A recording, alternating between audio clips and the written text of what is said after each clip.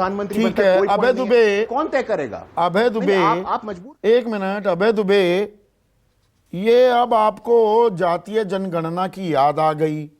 50% आरक्षण की लक्ष्मण रेखा अदालत ने जो तय की है उसे भी लांग जाइए। ये आप आर्थिक और सामाजिक न्याय दिलाने की जुगत भिड़ा रहे हैं या अपना राजनीतिक फायदा खोज रहे हैं, तलाश रहे हैं? संदीप चौधरी जी, देखिए, भारतीय जनता पार्टी के प्रवक्ता ने बहुत गहरी चिंता व्यक्त की मुस्लिम समाज के लिए। मुस्लिम पसमानदा, गुजर मुस्लिम, ओबीसी समाज के क्या सिर्फ वोट गिनना चाहते हैं? उनके हक में कोई निर्णय नहीं लेना चाहते? क्या ये सही नहीं है कि खुद मोदी सरकार ने इस बात को स्वीकारा कि जो हमने 2010 में सारे राजनीतिक दलों ने पार्लियामेंट में चर्चा करके ये तय किया था कि सोशल इकोनॉमिक सेंसस के साथ साथ हम जाति जनगणना करेंगे, जो एक प्रक्रिया के तहत 31 मार्च 2016 को पूरी हुई, ये सरकार ने पार्लियामेंट में बताया। उसके बाद उसमें 4,893 करोड़ रुपए खर्च हुए। सारे राज्यों के पास ये दायित्व था, urban development ministry, rural ministry और सोशल जस्टिस मिनिस्ट्री, ये नोडल एजेंसियां बनी। फिर क्या किया आपने? आपने कहा कि साहब एक पनागरिया जी की अध्यक्षता में एक कमेटी बना रहे हैं, नीति आयोग की अध्यक्षता में, और हम इसमें जो डिफिकल्टीज है उसको दूर करके इस रिपोर्ट को प्रस्तुत कर देंगे। संदीप चौधरी जी, आप चौंक जाएंगे सुनकर। उस कमेटी में हर कमेटियों की तरह एक भी सदस्य नियुक्त नहीं किया। सुप्रीम कोर्ट में जब इन्होंने एफिडेविट फाइल किया, रीट पिटीशन 841 2021, महाराष्ट्र बनाम यूनियन ऑफ इंडिया, उस एफिडेविट में इन्होंने कहा कि हाँ ये बात सही है, 5 साल में उस कमेटी की सिंगल मीटिंग भी नहीं हुई। मीटिंग क्या हुई, सदस्य तक इन्होंने अपॉइंट नहीं किए। इसका इंटेंशन साफ था कि ये इस पक्ष में नहीं है। आपका इंटेंशन क्या था? बीजेपी से तो मैंने सवाल पूछ लिया अभय दुबे। 2011 में आर्थिक सामाजिक जनगणना की प्रक्रिया शुरू करते हैं, वीरप्पा मोइली उस पर ऐतराज दर्ज नहीं कराते हैं क्या? ये तो इसकी टोपी उसके सर आप करेंगे, पर मुझे 2011 में अशोक गहलोत की सरकार थी, कांग्रेस की सरकार थी, वहां विरोध हुआ तो आपने वो दफन कर दी रिपोर्ट। वहां तो जातीय जनगणना कराई थी, 2015 में कर्नाटका में भी कराई, उसे क्यों नहीं जाहिर कर पाए, सार्वजनिक कर पाए और उसको आगे बढ़ा पाए? संदीप चौधरी जी, ये इनिशिएटिव वही है, ये राज्यों ने ही कराई थी, ये नोडल एजेंसियां थी। ये जो नोडल एजेंसी थी और केंद्र सरकार ने आर्थिक सहयोग इसमें किया था, 5,000 करोड़ रुपए के लगभग, 4,893 करोड़ रुपए, ये मैं कह तो रहा हूं आपको। लेकिन इस सरकार ने, उसमें डिफिकल्टीज थी, उन्होंने क्या क्या आर्गुमेंट दिया आप चौंक जाएंगे एफिडेविट देख करके। एक तरह से पूरी तरह नकार दिया मोदी सरकार ने कि नहीं करा सकते।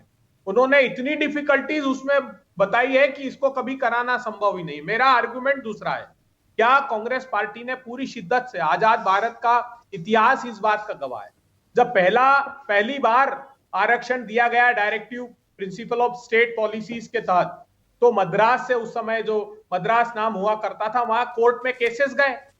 तो पंडित नेहरू ने पहला संविधान संशोधन किया। उन्होंने कहा कि इक्वालिटी बिफोर लॉ, आर्टिकल 15 में इसमें बाधा है, ये नहीं दिया जा सकता। कोर्ट ने इनकार कर दिया, संविधान संशोधन हमने किया। उसके बाद इंदिरा जी के समय फिर सुप्रीम कोर्ट ने कहा कि जो फंडामेंटल राइट है आर्टिकल 13, उसका वायलेशन है, इसलिए 368 में संविधान संशोधन करके आप नहीं ठीक कर सकते। फिर हमने उसको करेक्ट किया, हमने परिभाषा ही बदल दी। ये बात सच है कि काका कालेलकर आयोग बनाया हो या मंडेल कमीशन की सिफारिशों का प्रश्न हो, इंदिरा जी ने 2 बार कार्यकाल बढ़ाया, अंततः उसकी लागू जो किया गया वो नरसिम्हा राव जी की सरकार में किया, जिसका जिक्र ये कर रहे हैं कि केंद्रीय संस्थाओं में आरक्षण। आपने बड़ा कन्वीनियंटली गोल पोस्ट शिफ्ट कर दिया है। देखिए, सवाल जो मैं पूछ रहा था 2011 राजस्थान, 2015 कर्नाटक, थोड़ा और अतीत में जाते हैं ना।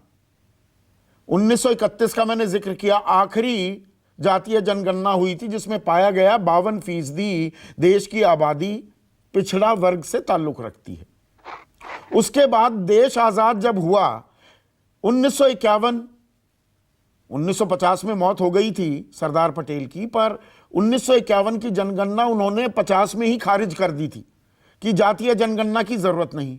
61 में आपकी सरकार, 71 में आपकी सरकार, 81 में आपकी सरकार, 91 में आपकी सरकार, तब क्यों नहीं हुई महसूस दरकार जातीय जनगणना की? संदीप चौधरी जी, बेसिकली जाति जनगणना की महसूस आवश्यकता जब हुई जब सुप्रीम कोर्ट ने कैप लगा दिया 50% का, जिसका राहुल गांधी जी जिक्र कर रहे थे। क्या समाधान निकाला था तमिलनाडु में पंडित नेहरू ने? उन्होंने शेड्यूल 9 में डलवा दिया था, जिसमें जुडिशियल प्रीव्यू का अधिकार नहीं है किसी भी अदालत को। राहुल गांधी जी ने कहा, क्योंकि अगर आप निर्णय देखेंगे इंदिरा साहनी वाला, तो उन्होंने कहा कि कोई बुनियादी आधार होना चाहिए। जैसे हमने मध्य प्रदेश में ओबीसी वर्ग का आरक्षण बढ़ा के 27% कर दिया, छत्तीसगढ़ ने कर दिया, लेकिन उसको अदालत ने नहीं स्वीकार किया। अगर जाति जनगणना होती जो राहुल गांधी जी कह रहे हैं, तो यह आधार स्वीकार कर लिया जाता, कोई बुनियादी आधार तो हो। आज क्या तर्क दे रही सरकार कि साहब जो जाति जनगणना पिछली कराई थी इन्होंने, उसमें 46 लाख जातियां निकल कर आई, जबकि सेंट्रल लिस्ट में ओबीसी की 2479 जातियां हैं और स्टेट लिस्ट में 3150 जातियां हैं। अरे सब कास्ट है वो। अगर आपकी इच्छा शक्ति है, पनागरिया आयोग कमेटी आपने बनाई थी, उसकी मीटिंग कराते ना, उसको संशोधित करते। आज भी इच्छा शक्ति प्रदर्शित कीजिए। प्रधानमंत्री जी, साधारण सा प्रश्न राहुल गांधी जी ने रखा है, आपने सुप्रीम कोर्ट में तो जातीय जनगणना के लिए पिछड़ा आयोग तो आप बनाते हैं छत्तीसगढ़ में, वो शुरू नहीं होती प्रक्रिया, बिहार कर देता है, राजस्थान में आपने कुछ नहीं किया, हिमाचल में भी अब आपकी सरकार है, वहां कुछ नहीं किया। 2020 में महाराष्ट्र में महाविकास अघाड़ी की सरकार थी, प्रस्ताव पास करके बैठ गए।